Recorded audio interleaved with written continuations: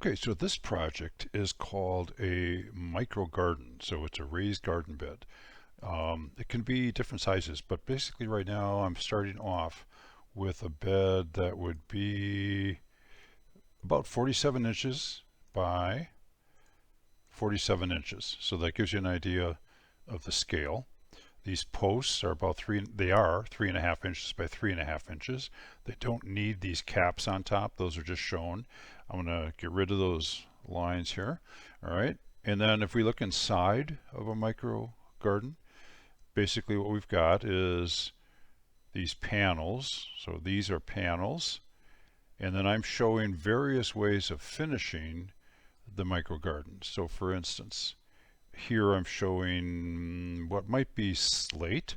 I've used this in several raised garden beds and it really works well. So what happens here, as you can see, it gets into the slate actually gets installed on the inside. So all of the pressure of the dirt, the soil, and everything else that's going on is up against that and basically pushing it against these stiles, which is exactly what we want it to do. So on the outside, this is what you would see. You would see a post over here, a post over here. You would see what I'm calling a rail, and then stiles like in building cabinets. These are stiles, S-T-I-L-E-S. And then there's a top or a rail cap up here. That rail cap on some of the projects is a little different than the rail cap underneath.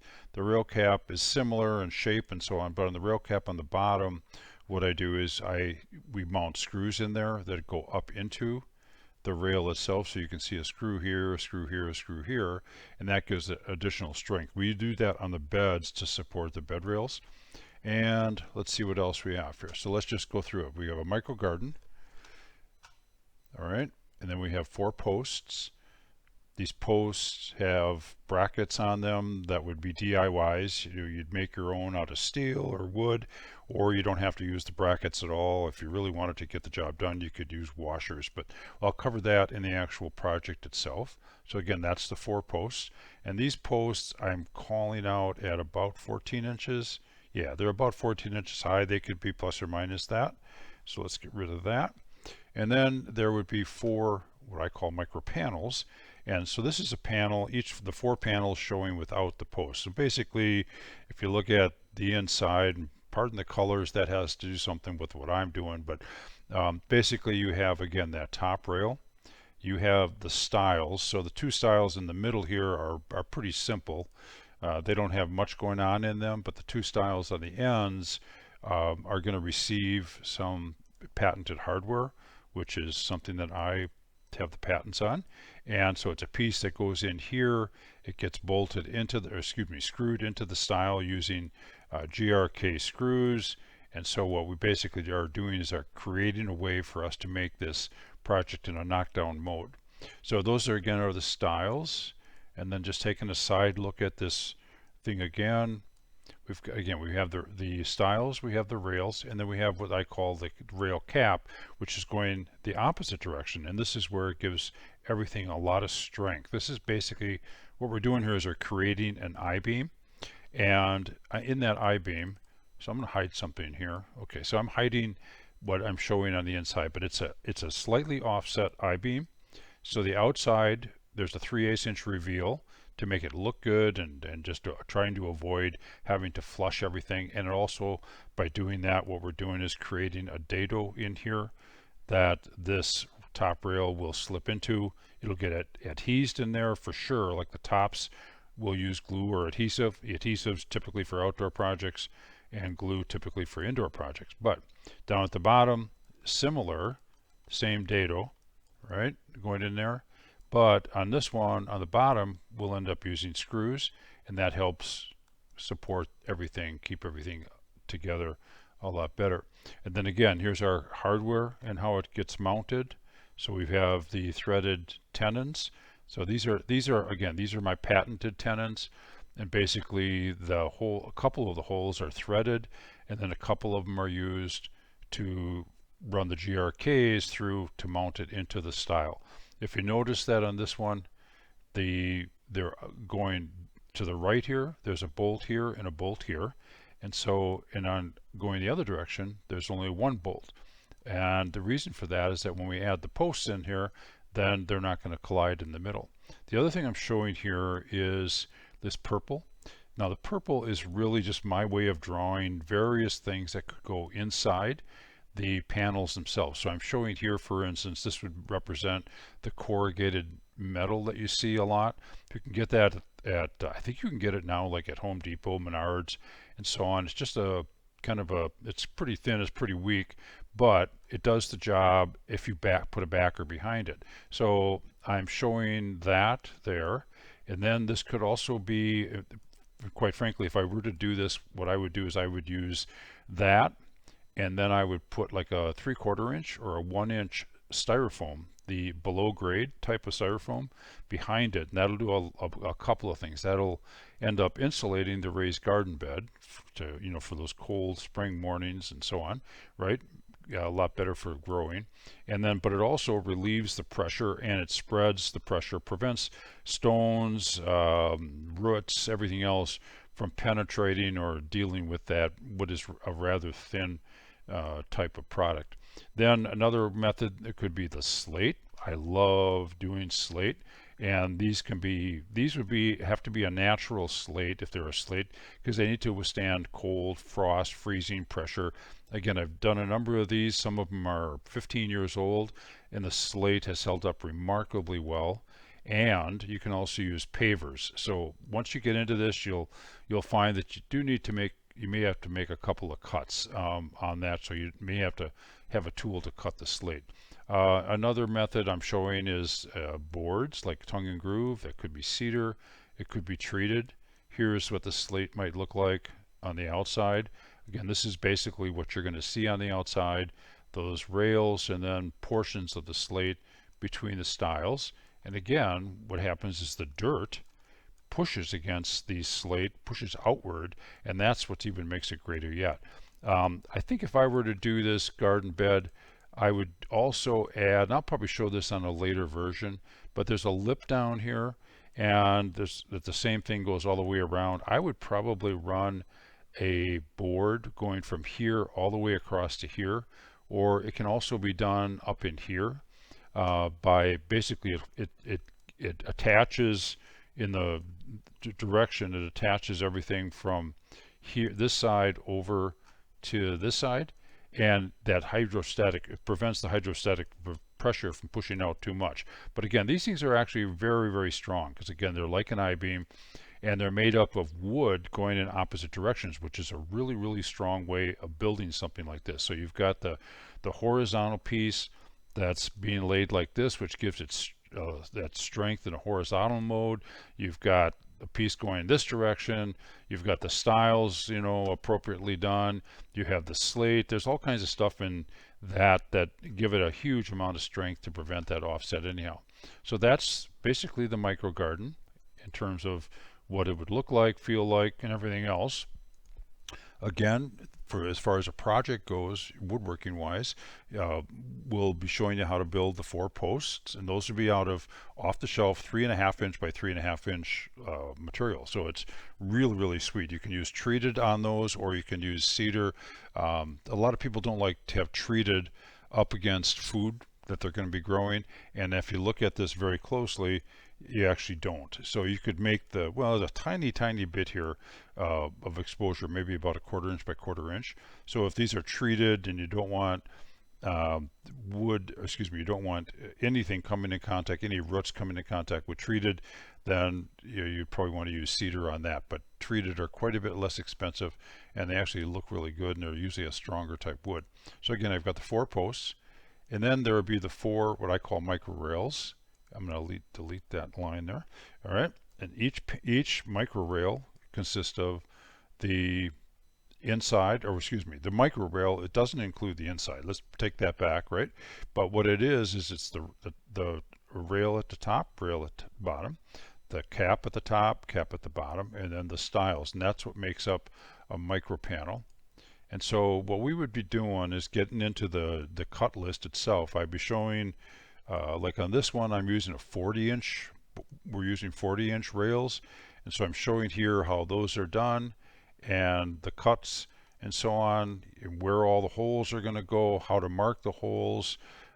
These represent templates, which a template, which in reality will be a 3/4 inch PVC router template. I'm just showing them as transparent. It just visually allows me to work and for you to see, how they're going to get laid out. But basically, we're going to be marking various locations. The ends you don't even need to mark because the templates are set up to automatically bump up against the end, and then from there the instructions will tell you which holes to either use a hinge bit to punch on, or you can router those. But that's a portion, that's how the rails would be built using the cut list. And then we'll go to the styles. And so here it shows you that there would be a style 2.5 by 6. Then we'll show you how to put the template on the style to make the mortises or to mount hardware on there. You can see the hardware is mounted here in the styles. Then we go into how to glue this thing up. So this glue up would be in basically two phases. The first phase would be to take the styles, the 4 styles, and we're going to glue those to the 2 rails. So here I'm showing them inside the clamps, right? These are R&R clamps. If you haven't check out R&R clamps, R&R clamps. I use them all the time. I probably have 100 of them. Again, I used to do this for a living, so I was able to afford it. Right now, they're actually pretty expensive, but to tell the truth, they're worth it. But you could also use Bessies, or you could use Jets in there. Any kind of basically something that sits flat and has flat ends, not the type that would have the little rounded ends on them. I don't think those would work very well. But anyhow, so we're gonna apply some glue here, here, here, and here, or it may be construction adhesive. Like on a garden bed, it would be construction adhesive. So those are the only places, and you don't even have to apply glue because we're going to be using screws instead. But it basically shows you how to put those in the clamps. Once they're in the clamps, then we're going to put some GRKs, which are these. So I'll zoom into that. So this is a GRK, and that's going to go into that hole, and you can see that there's a countersink that would be provided in the instructions on how to do that, and then that's going to travel into the style. And then from there, based on the length of the GRKs that I recommend, that they're going to fall short of bumping into these bolts. And you can see now how the styles are going to be in there as well. Okay, so that's how that portion of the glue up would be done. So in a case like this, we would do this glue up, put the screws in, tighten the clamps, or actually the other way around. We would put the glue on, we would snug the clamps until we get everything aligned properly, and then we would tighten the clamps completely, but then we would put the screws in. And what that does is it allows the clamps to apply all the pressure, and so the screws, we're not trying to make the screws do the work, and then that's where you often end up with misalignment. So by doing it this way and in that kind of sequence, you'll end up with some really, really nice tight joints. Then the next phase would be to install the rail caps. So again, after the actual rail is dried, this portion, the rails to the stiles, after that glue has been dried, and you don't even have to wait actually, because if you have all the screws in there, it will hold. But then we're going to set them right back on the clamps again, but this time we're going to put those rail caps in there. So again, in this case, like we can either use a different rail cap that doesn't have any screws in it. So you can see here that the rail cap for the bottom has a couple of additional screws, whereas the rail cap for the top does not. And this kind of comes from the making beds, like regular house beds, twin beds, and so on, where you may not want those screws heads to show at the top, but even then they don't look bad because you would use a common Forstner bit. Like in this case, I show where to put the Forstner bit. I show the detail. So you'd have like a 7.5 on center, a 20-inch on center, and then the instructions show that you would use a like I think a 5/8 or a 3/4 inch Forstner first, make a counter bore, and then the screw would go in there. And then what that allows you to do is use those common plugs that are off, right on the market. You can buy them in pine, black walnut, etc. Anyhow, so that's how that would go. So let's just take a quick look back at that. And then again, we would be either applying screws or just adhesive, snugging the clamps, and then let those cure. And then we'll get into like how to apply joinery for different kinds of things. On the posts, we'll deal with those. There will be a materials list, and on this materials list, again, I don't know if I covered this or not earlier in the video, but it basically shows you every single piece. So you have a rail cap, it tells you how long that piece needs to be. You have a rail, it'll show you how long that needs to be, the styles, how long they need to be, how many of them you need. You would have like two styles that are internal versions, and you have two styles that are external versions, or the end versions, which are just going to be done a little different. And then I go into taking a board right off the shelf of Menards or Home Depot. This pink thing represents basically is a board, and that board I'm showing it. Let's just get to that point. That I would have an actual, it says 1 inch, I have to change that. That's actually a 5/4. Well, it's I'm sorry, the actual is 1 inch. So Menards or Home Depot would list that as a 5/4. So they would list it as a 5/4 by 6 by 10, but the actual is a 1 inch by 5.5 by 5 foot.